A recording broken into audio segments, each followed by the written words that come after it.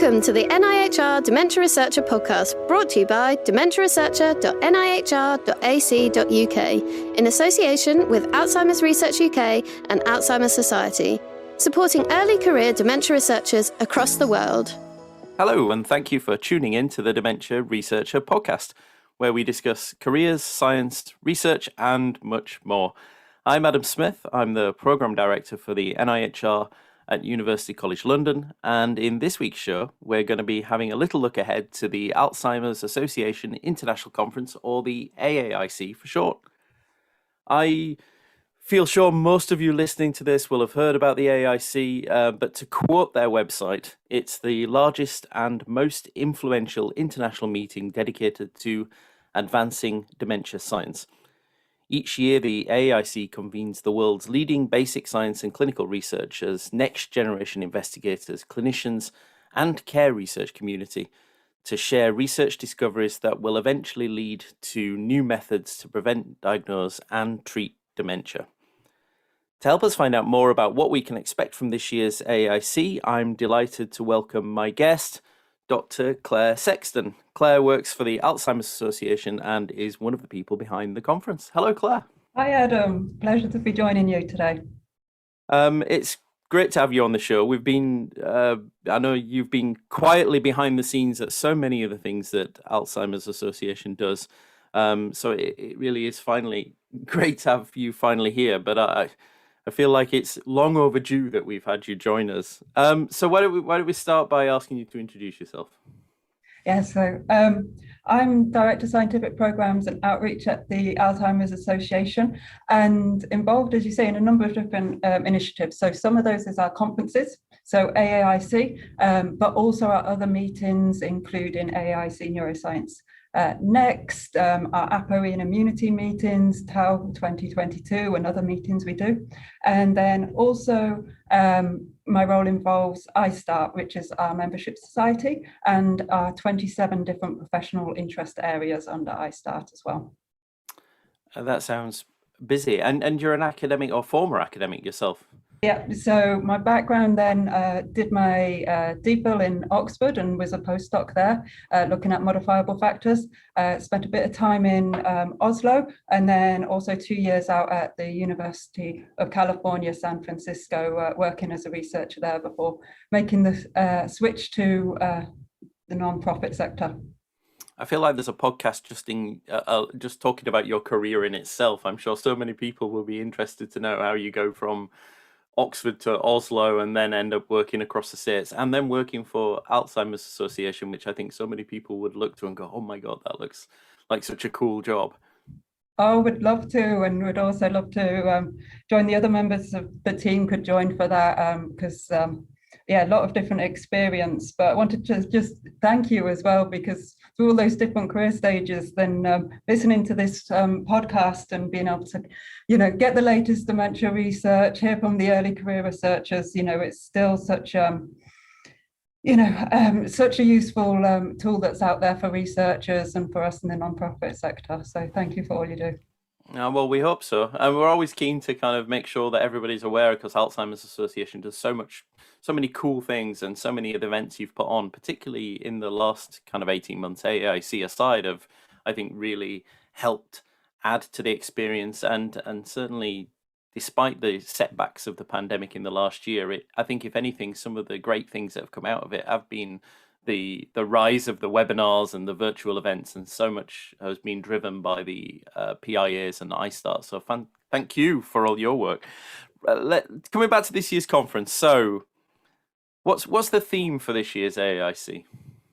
So AAIC then is different to some other conferences. It doesn't have one overarching theme, because it's really broad in its content. It's every aspect of dementia science, right from basic science all the way through to dementia care. But one thing that we've done slightly differently to this year with the program is kind of have themes by day. So last year we did basic science day and then biomarkers day. We haven't done that so much, but you'll notice kind of, if you're looking in detail at the program, different kind of themes emerging. So for example, on the Monday, you could spend the whole day looking at sessions on like biomarkers in Alzheimer's and other dementia. Or if you went into another room on a Monday, then the theme is along kind of health disparities and differences due to sex and gender or race and ethnicity. And then on Tuesday, you could have like a whole day spending it on fronto-temporal dementia. So you'll kind of notice then like there's different themes, which are kind of really broad though across all types of dementia research. Well, that sounds really cool. And I mean, whether deliberate or not, I know coming away from every AAIC every year for the last 8 years or something that I've been, there's always, you can't help but notice this, whatever is the hot topic of the time. I remember coming away a few years ago and thinking I know far more about microglia now than I ever did before, because suddenly that took on a whole theme across the week, ended up coming back to that. So I guess you don't necessarily know what that'll be. It'll be whatever's hot right now. Although have you had a chance to have a look? Do you get to review the posters and presentations before? Yeah, so we read every single abstract, actually, the MedSci team. We've seen. Do you really read them? We really read all of them when they come in January. We've seen the whole program, and then there's themes that emerge. So biomarkers again was like a hot topic last year, again is a hot topic this year. We've also seen, unsurprising, quite a lot around COVID. So then that from like a number of different angles. So like that, we've got like a theme for a bit on a Wednesday. So we have Susan Weiss, who has been referred to as like the mother of coronavirus and has been working on them for over 40 years, is given a plenary on like the story behind the science of COVID-19. But then we have other sessions where we're kind of looking at how in the past year then, science has changed and what like methods and what kind of new ways for like remote assessments there's been. There's another session on like what impact did the pandemic have on like reserve and resilience. Another session which is on health policies related to COVID-19. So kind of looking at COVID-19, but like from a variety of different aspects. That's really cool. And I think that actually that's one of the things you can't help but look at the research community that we're a part of, about how fantastically well they've adapted and innovated in the last 12 months to take advantage of the funding that's been made available to COVID research as well, which we're always very good at doing that, I think, but also as well at considering some of these issues like, as you say, use of technology or remote assessments or long COVID effects on the brain. It's we're part of such a great community of people that are good at picking up on these things. As are there any particular highlights amongst that you'd mention? I mean, how do you possibly go about curating all this and deciding how to divide all this up? So it's a big team working on it, and we have a team of volunteers who are the scientific program committee. So that's over 30 experts from around the world, and it's co-chaired by Philip Sheltons and Delphine Bosch. And what happens is then the program's kind of created in two parts. So we have the invited program, which is like the plenary sessions and the symposiums, and the scientific program committee meet in the autumn and they brainstorm and come up with the ideas and who should be invited for those sessions, and they get invited. And then we have the submitted program, which is then when all the abstracts get submitted in January, then they can be either submitted as kind of a ready-made session, as a featured research session, or they can be a standalone abstract, which then can get placed in an oral session. So again, the scientific program committee look to kind of place, they rank the featured research sessions, about half of them get accepted.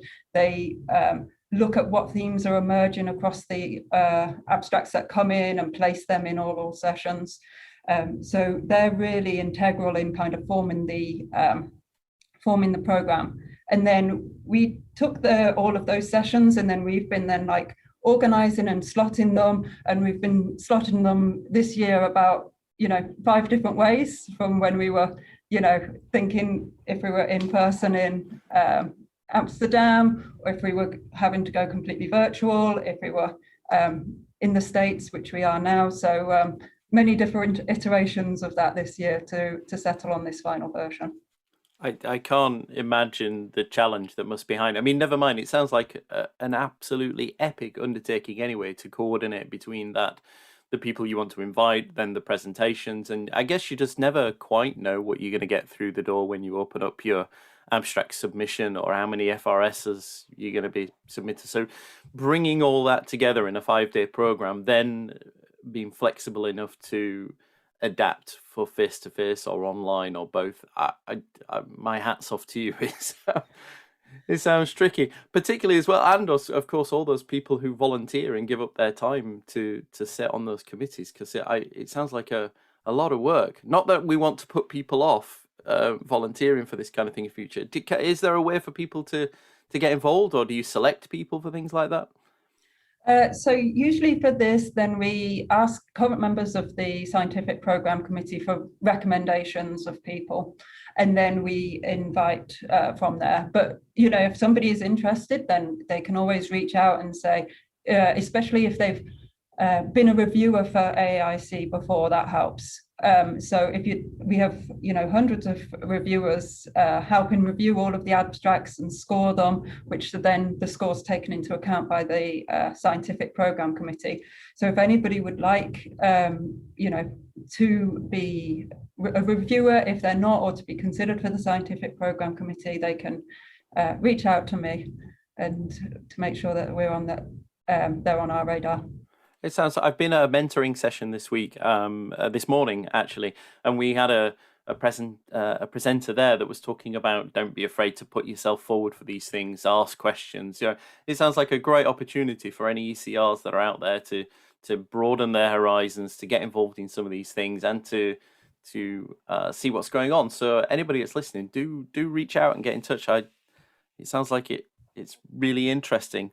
So who is the conference for, Claire? I mean, is it just for basic scientists or clinicians? Is there something for everybody here? I think definitely something for everyone this year. And, last year we went completely virtual, and we saw just how much wider and how much more accessible the conference was to a broader audience. So, from a scientific point of view, we have the science from as I said, we have basic science, biomarkers, clinical manifestations, drug development, public health, dementia care. So all of those different angles. And if there's something that you are looking out for on the program and you don't see, then that's an opportunity to submit it next year as an abstract or as a featured research session. And then we have every career stage. So we have undergraduate students attending all the way through to very senior researchers. And we have over last year, it was over 33,000 people registered from over 160 countries. So that's, most of the world there represented. Yeah, definitely. So, I mean, that's, wow, 33,000 people. I didn't realize that there were that many dementia researchers anywhere. Yeah, so they're all there. Yeah, so I think that pretty much covered all the dementia researchers, hopefully, but then also people who were interested. So we've heard, about people who are living with dementia, who are taking part in research studies and want to see, what is the latest findings. And they were able to attend last year. And then this year, we wanted to try and maintain that accessibility. So we built in different passes. So we have a plenary pass, which is then just all of the plenary sessions, and it's free of charge. So if you're somebody who's not a dementia researcher, but you want to find out a bit more about it, but you don't want to be spending a full week, you can just get the plenary pass free of charge and attend the plenary sessions and get that big picture. Or then we have the full virtual pass, which includes all of the scientific sessions, all of the posters, and that's free for ISTAART members, and it's also free for anybody who's based in a low and middle income country. That's really cool. The idea of a plenary pass sounds brilliant, because I know, having attended AAIC for a long time. I know that it's one of the things that often surprises first timers is when they turn up and they don't see people with dementia attending these events. But I understand the arguments for why it's been that way in the past, particularly for some of the face-to-face ones. But it's brilliant that you're opening up those sessions. So if anybody's listening who is personally affected by dementia or is a carer or living with the disease themselves, it sounds like this is a great opportunity, and it's free as well, which is really cool. And if they're interested in more than just the plenary passes, if it's somebody who's living with dementia, they can email in and get that upgraded for free to a full virtual pass. Because when we were doing some debriefs about with people living with dementia who attended last year, then we were talking about how much time would you like to spend, how much seeing the big picture, which was why one of the reasons for creating this plenary pass. But also we heard from people being like, oh, I have this particular diagnosis, I wanted to look at this particular poster on this issue, or I wanted to know the very latest on this drug development. So even though we wanted to kind of make it as easy as possible just with that plenary pass, we do understand that then people have their particular areas that they're really interested in, so that they if somebody is living with dementia, they have that all at their fingertips. And that's one of the brilliant things about being online, right, is that you can open up that access to people from across the world far more easily than if you were accumulating 10,000 academics in a particular conference center somewhere, making it navigatable. And does that mean that you can, I guess, from the platform, you can just search according to a certain disease or a certain drug? How do people find these things? Yeah, so you'll be able to search, and then you can either look at a particular theme or put in a keyword, and then it will come up with the posters, or it'll come up with whatever session. So who are those? So you mentioned the invited speakers and plenary. So who are there? Are there any particular people presenting there that you'd want to highlight? Oh, so we have 10. So I won't run through all 10, but on the first day, then we have Henrik Zetterberg, who is giving an overview on biofluid-based biomarkers. And if you've ever seen Henrik present, then he's a fantastic, enthusiastic presenter. And, again, this is a hot topic. And then also on that Monday, we have Amy Kind, who's then talking about social determinants of research and how to go from research into action. So that kind of starts us off, and I'll just give a couple of other highlights, because on the Tuesday we have Riccardo Nitrini about evaluation of dementia in low educated and indigenous populations, and that's kind of part of a theme which is on global approaches to prevention, diagnosis, on care. Wednesday we have COVID. Thursday then we have disclosure of biomarker neuroimaging results in populations by Jennifer Linger being the plenary there, which is then on a theme on early diagnosis and disclosure. And then on the Friday, we have Michel Godard, which is the molecular mechanisms of neurodegeneration. And we have a lot on the molecular side on that Friday as well. So I haven't mentioned everyone, but that kind of gives you a little taste of the range of different speakers. It's really, some of the biggest names in the field this year, and there'll be 4 of them at the moment will be in person. There's a possibility of another 1 or 2 joining, depending on travel restrictions, and the others will be, joining us from around the world. But the plenary sessions, they'll be watched simultaneously. So there'll be the hybrid people in Denver watching in person, and then at the same time that will be streamed out live to everyone wherever they are in the world. So that's good. So the plenary speakers there are some care researchers in amongst that. It's a balance, because I think that's the great thing is the fact that there is usually something for everybody, which I've said more than once now.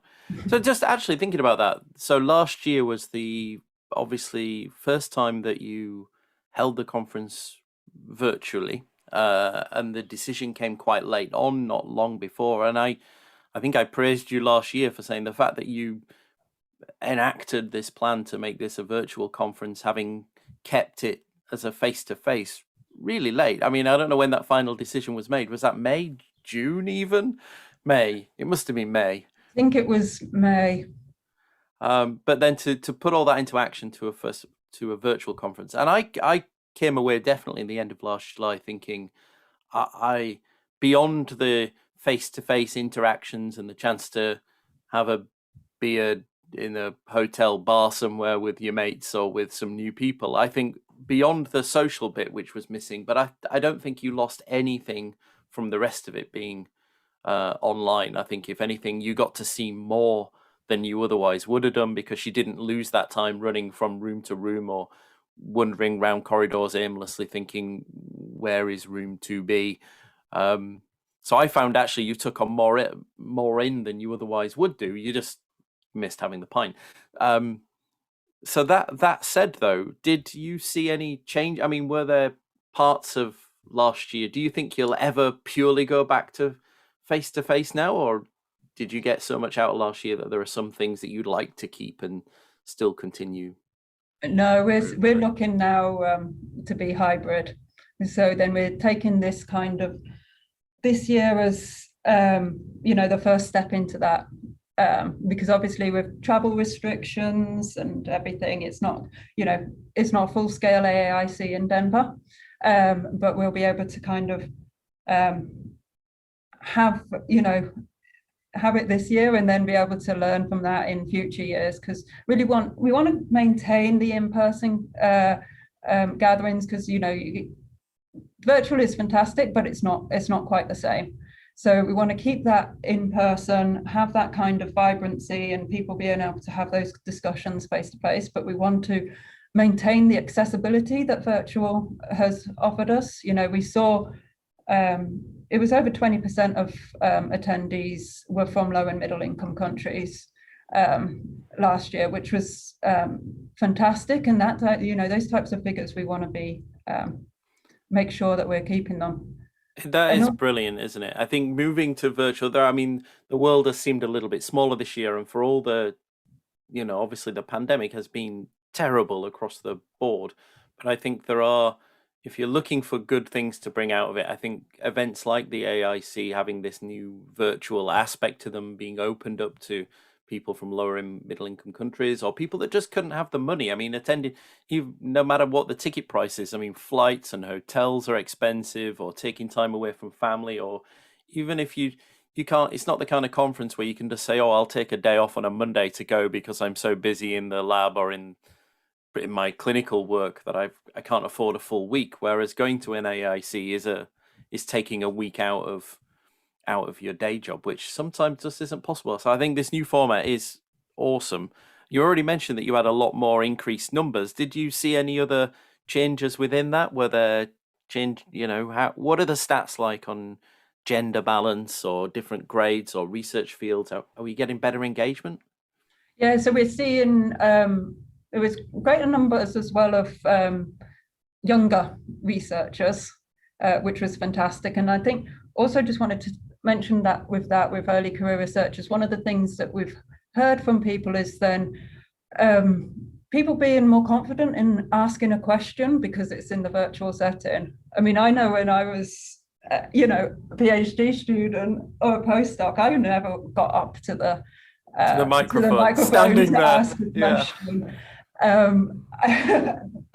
So whereas now, if somebody is a little hesitant, a little shy, then they can type the question in, and they can always type it in anonymously and still get that question asked. And like every single session at AAIC this year, then it has an opportunity to be asking questions. So all the scientific sessions have like time for a Q&A, at least half an hour there. So people can, if there's any names that in your papers you're citing, you can go and you've got that opportunity to ask questions, which I think is even more so than you did when it was in person.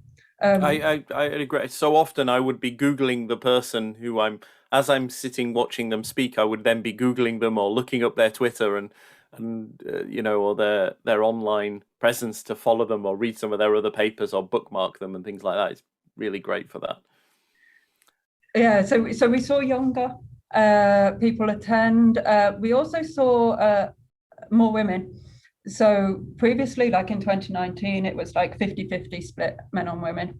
And then this changed, and it was about 2/3 of participants were women. And especially then we saw, but for women, we saw more senior women attend as well. So, I think that's, again, we've talked about, what barriers there are to attend an in-person conference, if it's, what time that you have, what financial constraints, traveling, all of that. So we can just see how virtual has, broken those down.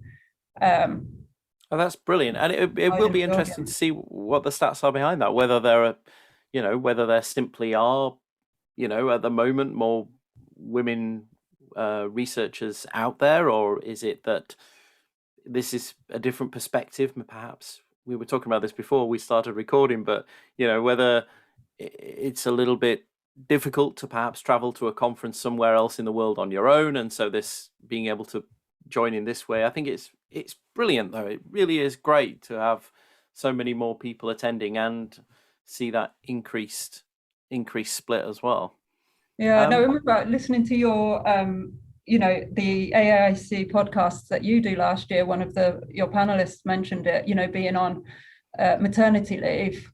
So there was no way she would have gone in person, but this meant she could still tune in. Yeah, exactly. I mean, you can't help but notice, I mean, the mention about more ECRs, even I've noticed from, one of my early AICs I went to was in Washington, and it seemed like a mostly attended by kind of older people, and now you walk into an AIC now and it's just packed out with young people. I consider this as an old bloke, but it is packed with young people. I don't think you get to the point where you feel like I am the old bloke now at this conference, as opposed to one of these so many kind of young people who are moving in and working in this space. So that's great. This is the trajectory we want, right? We want more young people coming through. We just need to address that bottleneck now to give more senior positions for young people to come through, so that there's those long-term positions for them, and more fellowships and more funding. We always need more funding. Yes. So coming back to this year's conference, you said a hybrid model. So does that mean it runs on electric and petrol? That's exactly it. So define hybrid. We're hearing this term hybrid move, which of course means that it's face-to-face and online. So what will that look like in reality? So in total, we have like 7 parallel rooms happening. So that's physical rooms, and because of course we should highlight this back, that just for those who aren't aware, this happens in the last week of July. It's happening Monday to Friday. Is that right? Yeah. Monday to Friday in Denver, Colorado in the US, and on the internet as well. Yes. Yeah. So if you're on the internet, you'll see you'll have 7 parallel rooms to choose from. Now, 3 or 4 of them, depending on the time, will be fully hybrid ones, which means they'll also be happening in Denver. So simultaneously live in the room and live online. Yes. Yeah. Cool. So what will happen is that then, we'll have the chair and maybe like the first 2 speakers getting up, giving their presentation in person in Denver. People can see that. And then we'd have somebody from Brazil giving their talk, and then someone from the UK giving their talk. And then we'd have be joined live by all of them, kind of like on the screen for the Q&A. So those presenters in those sessions are both in person and online. If you're sat in the audience in Denver, somebody will walk on the stage and give their talk, and then you might flick to a screen and watch the person that's doing it from home. Yes. Cool. Yeah. So there will be, because the scientific program was curated, and it was, just based on the science. So it's like all of these sessions really have a mix of presenters from around the world. So there's not really, there's not a single session which I think is like all just US presenters who would be able to come in person. So yeah. Is there some stuff that's only in person or only online? So then we have 3 or 4 rooms which are that hybrid, And then we have an additional like 3 rooms which are just virtual. So then they are then when you've got like the presentations for 45 minutes, and then you've got half an hour, which is then Q&A with the presenters. And part of this is then also to bring the presenters together so that they can meet each other, they can discuss their work, and then also so that there's that opportunity for them to answer any questions. So every single session has like a time assigned to it this year. That's cool. I'm trying to see what that looks like. So does this like involve somebody on the stage reading out questions from a big screen, or do they all just suddenly start looking at their phones? For the hybrid ones, then, you know, people in person can go up to the microphone, and then also there'll be someone who'll be like looking at the questions that come in from virtual. And then if you join us in person, if you're able to, then there's also, you know, receptions. So on the Monday night. Don't say that. It's not fair. I mean, obviously in the UK, I could go, but I really don't want to self-isolate for 10 days when I get back. And it's not fair. What are you going to do about it? Are you going to send some beer vouchers to me at home, or is there online? Are you using GatherTown? Everybody's using GatherTown for virtual conferences now, aren't they? And building virtual pubs and things like that. Yeah, we're not using them. We have a different platform this year, yeah, if you are in person, there's like the opening reception on the first night. There's an ISTAART reception on an early career reception on Thursday. We have poster receptions now in early evening as well on the Tuesday and Wednesday. So I'm very envious. What about posters? So are they in person and online as well, or just online, or? Yes. So every single poster presenter, whether they're virtual or in person, has been asked to provide a virtual poster, so that all of the posters are there, and they have like Q&A, they have like the audio attached, that's all kind of set up. And then the poster presenters who are able to join then, you know, can print out their posters, bring those and display those as well. That's cool. I mean, it sounds like even if you're attending in person, I think it sounds like you need to pack your tablet or your laptop so you can go find a space and sit there, engage online as well.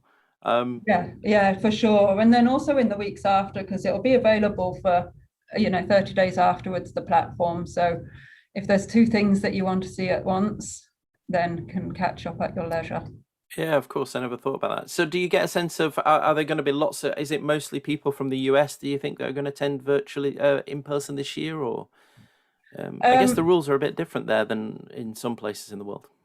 Yeah, so it's obviously it's easiest to travel to Denver if you're already in the US, but then we're seeing people from other countries, you know, as rules change, and as some people have been able to get exceptions to travel. So it won't be a normal year, you know, with strong representation from Europe, from South America, with the same type of representation as in usual years. But there'll still be some people traveling, and then obviously everyone taking part remotely. Brilliant. And so there's still plenty of time for people to book, of course, when this show goes out. How do people register? Yep. So if they go to alts.org/AAIC, then from there you can have a look at the scientific program, you can look at the different registration categories, and you can go to the registration page and register either for the plenary pass, the full virtual pass, or in person. Great. And ISTAART members get it free, I believe. ISTAART members get the virtual completely free. So then you can sign up. If you're not a member of ISTAART, you can just sign up for the bundle and get AAIC and ISTAART in one go. And I should say that anybody who's not listening who's a member of ISTAART absolutely should, because in addition to getting a free virtual ticket for the AAIC, of course, means you can join the wonderful PIA that I'm fortunate enough to chair, to elevate early career researchers, and we do various activities. But across all of the PIAs, So for those listening to know, the PIAs are these professional interest areas that bring together groups of people that look at usually at specific research areas, but also other topics like women in science or careers like ours. And the amount of program, we get an email from ISTAART every Sunday. If you're not a member, you won't know this, but if you are a member, you'll get this email on a Sunday, and the number of events going on literally every day. There is a massive calendar packed with events of different PIAs doing different fascinating webinars and talks and different discussions and conferences and specific things going on across the whole range of discovery. It's got to be the best value for money of any membership in terms of providing content. So I sound like a walking advert for them. I'm not paid. I don't get any commission, but I don't even get a free ticket for the AAIC, but I'm expecting a drink from them when we do finally meet in person. But honestly, you should head over to the ISTAART website. It's worth doing it just for the AAIC conference alone. It sounds like a really great lineup this year. And if I could just give a quick plug as well for the peers, I think they play a key role with AAIC, and I think especially then in years to come, because I don't know, when you're attending kind of different conferences, there's benefits of attending like a small conference where it's like everyone's, the people who are there, all of the work is relevant to your field, everything like that. It's that kind of close-knit community at a small conference. And then if you go to a big conference, then there's just like everything that you could ever want to know about is there, and you've got all of that choice. With the peers, then what we're trying to do is kind of maintain like that kind of small conference feel at a big conference. So like they're all having like, not all of them, but select ones are having like the week before AAIC, like a networking session where we'll have breakout rooms. You can meet other people who are working in that field. They'll highlight some of the sessions, which are, these are the talks in this field you don't want to miss out on. These are the posters. So that then when people are attending during AAIC, you'll be seeing like familiar faces and you'll kind of know what to look out for. And then in September, they'll all have scientific sessions. So you'll be able to like carry on those conversations like year round, and then hopefully be seeing them again in person for AAIC next year. So we're trying to use the peers to kind of get that kind of small conference community feel at AAIC, even though AAIC is getting quite big. And again, back to this mentoring discussion from earlier, it's a great way to become involved, to meet new people. It's a real international community as well, with people from all over the world, and it's a great way to get some support. That said, it's nearly all we've got time for today, but we should actually give a bit of a plug for some of the other things going on. So you've got PIA Week, which is the week before the conference, where we're going to, well, tell us, where you've got these small virtual days, did you say? Yeah. So it's only kind of short. It's just half an hour. You can go, you'll hear from the executive committee members. They'll tell you what they're looking out for at AAIC.